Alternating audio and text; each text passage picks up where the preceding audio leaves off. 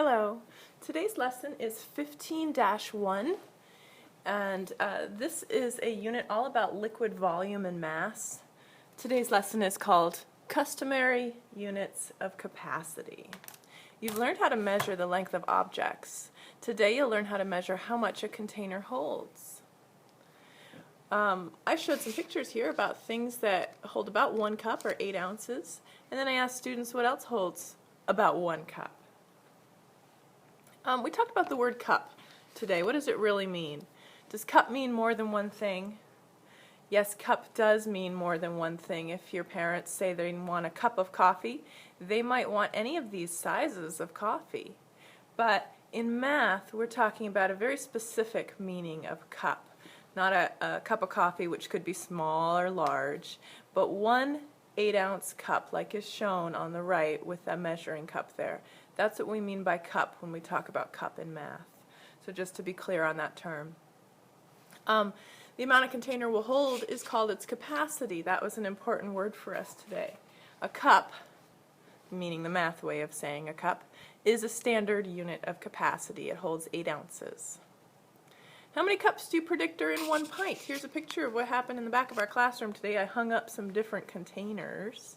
How many cups in a pint? The container on the right is a cup, and students had this on their worksheet so they could see very clearly what was what. The one that's second from the right is a pint. How many cups in a pint? We talked about how many cups in a pint.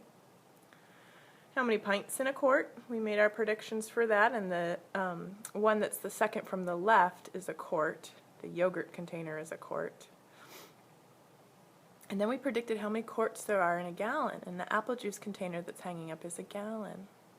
Then after we made our predictions, we turned off the slideshow for a minute and tested our predictions, poured some water into different containers, found out how many cups in a pint, how many pints in a quart, how many quarts in a gallon. Then back to the slideshow, we looked at some pictures that show what we learned.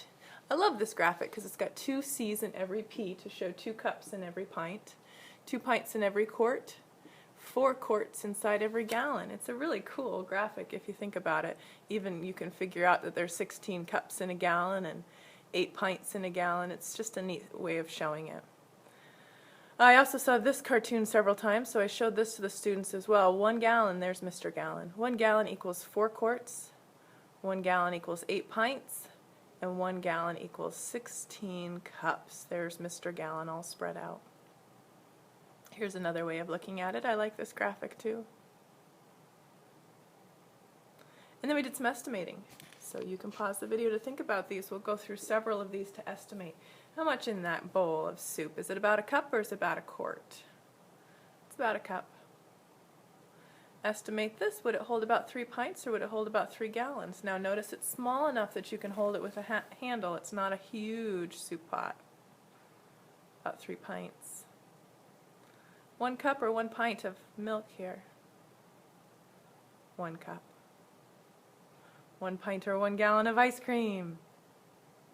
1 pint of ice cream in that container.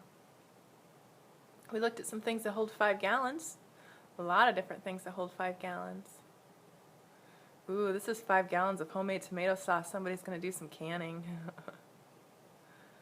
3 gallons of strawberry ice cream, and that looks delicious. How many gallons of gas do you think a car's gas tank holds? We had students make their guesses. I had looked it up on the internet, and it turns out about 12 to 15 gallons of gas for most cars and trucks on the roads today.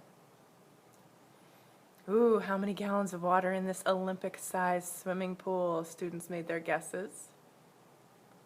660,000 gallons of water in the Olympic-sized swimming pool. And that was it for today.